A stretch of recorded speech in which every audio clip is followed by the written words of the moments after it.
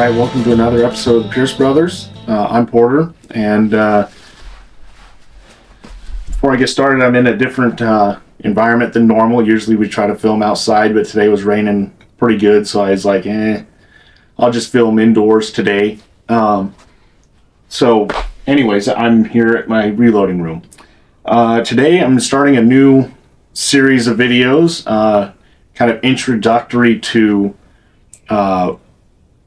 acquiring rifles, so to speak. Whether it's long range, big game hunting, target shooting, whatever your particular interests, I guess is probably the best words for it. Whatever your particular interests are, how to go about figuring out what you want. And I guess to begin with, you know, obviously there's a million different rifles out there. There's a million different cartridges, different scopes, the possibilities are almost endless. And I come from a very simplistic approach, and also cost-wise. I always try to get the most bang for my buck, and try to get, I usually try to save money on rifles and buy a little more upper-end optics, like this particular gun. It's a Savage 223. I guess you can probably see it better this way. The gun itself is maybe a $400-$500 gun new. The scope though is a Weaver. They don't make it anymore, but at the time it was a $850 scope. So it almost double the price.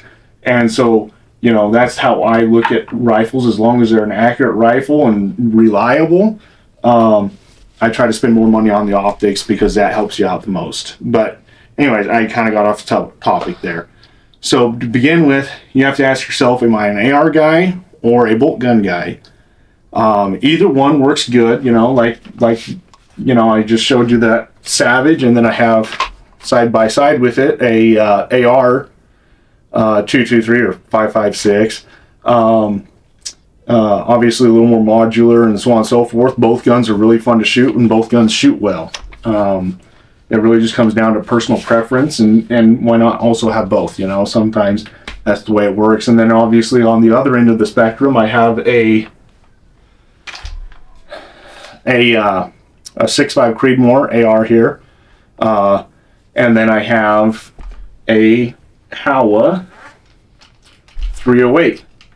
So both ends of the spectrum on that, with both of them being more of a longer range type rifle. And also that comes down to personal preference. Which one do you prefer, a bolt gun or an AR gun, style gun, gas gun, whatever you want to call it. There's multiple different options on both. So I guess that's the first question you have to ask yourself when you're picking out the next rifle you want to buy. And obviously based off of that, what is the application going to be? Am I going to be shooting varmints, targets, long range, big game hunting, so to speak, or just plain old big game hunting? It doesn't have to necessarily be long range. Anyways, so that's the first question you have to ask yourself. So after you pick that, then you say, okay, let's say it's a varminting cartridge you want to, a varminting gun you want to build. Then you have to ask yourself, okay, what cartridge best suits my needs? Probably three of the original standbys that comes to mind is 223 Remington, 22-250, and 243. Depending on which direction you want to go on those three cartridges. Obviously, there's a million other cartridges, but I'm just kind of simplifying it. Obviously in the AR platform, you have the 22 ARC, 6mm ARC, 223/5.56, kind of those general cartridges, 6.5 Grendel. And so you have to ask yourself, okay, what cartridge is going to best suit my needs? I have a friend, he's a ex Green Beret sniper, and he's killed 4 elk now with a 6mm ARC, and obviously that's way less power than a 243. But he's done it. He had his friend actually sit down and shoot one as well. So I guess 5 elk with a 6mm ARC. And one of them was at 550 or 60 yards. Don't quote me on that exactly, but it was is getting out there a little ways, and it was a nice big bull. He showed me it was a 5-point bull elk. Anyways, so not suggesting the average person do that, but being an ex-Green Beret sniper, he kind of knows what he's doing. Anyways, so you have to ask yourself, okay, am I going to be varminting hunting? Am I going to do more like a predator type hunting? Wolves, coyotes, maybe cross over into deer a little bit. Am I going to be shooting long range? Or am I going to be shooting short range? All those sort of questions you have to ask yourself to really, hone in which direction you need to go. And then there's another question you have to ask yourself. Okay, is price going to be an issue? Because some ammunition, like take 6.5 Creedmoor versus 6.5 PRC, for instance. Just take those two cartridges, very similar.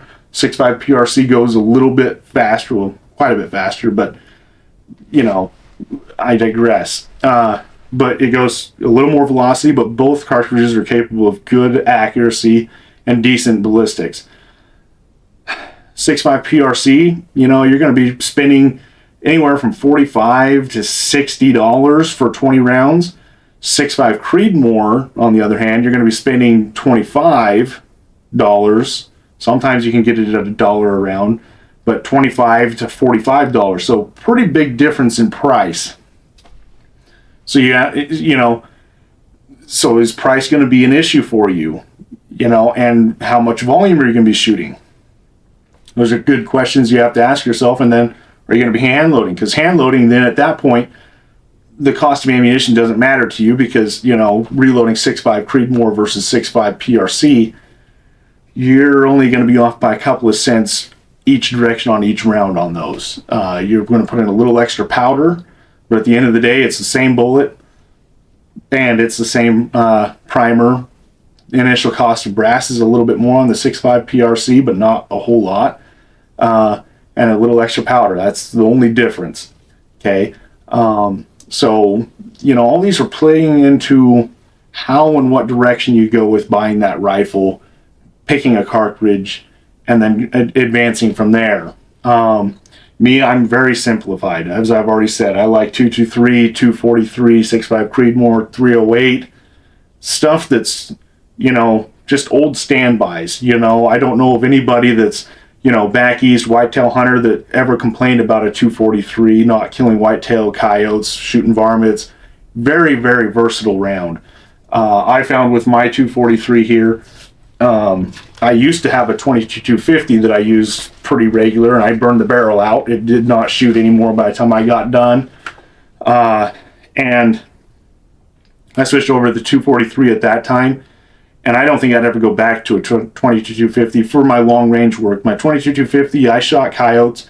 My longest recorded coyote kill was 839 yards. This 243, 839 yards is pretty easy to make shots on coyotes and stuff at that distance. The 22-250, that's kind of stretching it for my setup. Obviously, in today's world with faster twist rifling and so on and so forth, the 22-250 works very well out to 1,000 yards in today's world, especially on coyotes and varmints. But I really like the 243. I would not feel underpowered if I had to go shoot a mule deer with it, coyotes, or just go shoot prairie dogs all day. I'd still enjoy it.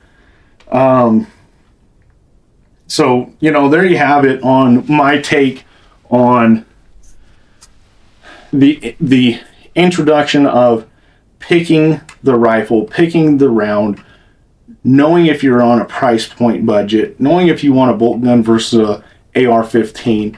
They all have their pros and cons. And at the end of the day, some of the cartridges nowadays, the latest and greatest, it seems like everyone on the block is always having to come up with the latest and greatest this or the latest and greatest that.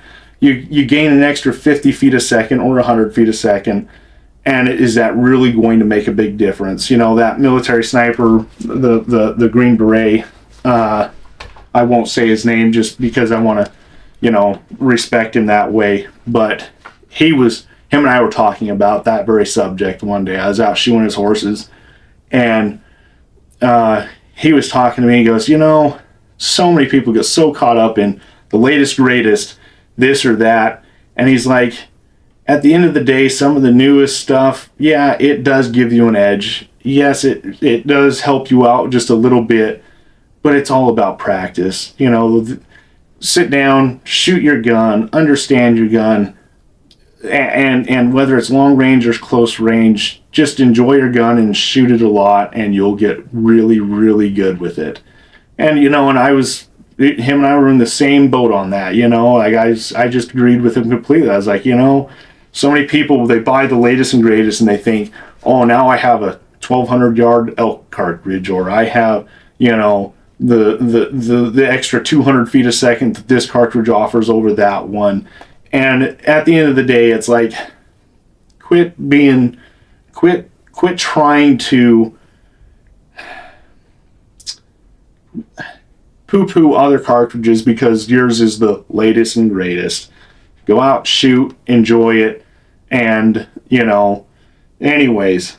But, you know, that's my personal take on picking your first rifle, second rifle, 100th rifle. I don't care what it is. You know, sometimes it comes down to just keeping it simple and understanding what the application is, and you don't, and the latest and greatest doesn't make you a better shot. So, anyways, tune in next time, and I'm going to talk more about the actual individual rifles, price points, scope features that you want versus not want. So yeah, that'll be the next video I come out with, and look forward to seeing you next time. Don't forget to like, subscribe, and share, and see you next time.